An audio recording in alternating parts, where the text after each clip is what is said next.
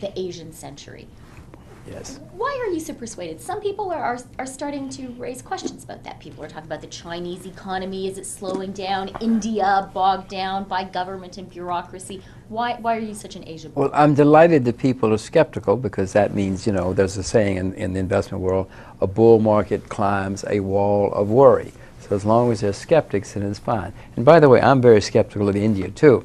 I have no confidence in the future of India, but I have great confidence in the future of China and a few other places.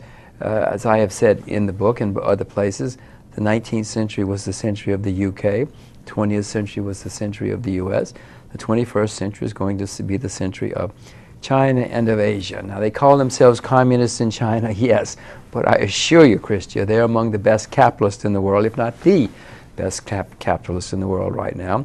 They save and invest over 35% of their income. We in America save 2 or 3% of our income.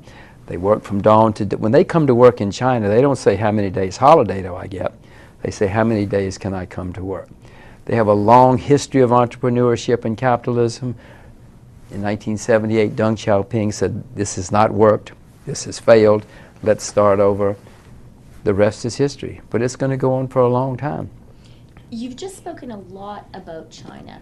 Isn't there a coming political crisis in China? Isn't there going to be a moment when one-party communist dictatorship runs up against this sort of rising middle class? I suspect there will be a lot of crises in China. You know, in the 19th century, as America was rising, we had a horrible civil war. We had 15 depressions with a D. We had very little rule of law. We had very few human rights, periodic massacres in the streets. You could buy and sell Congress.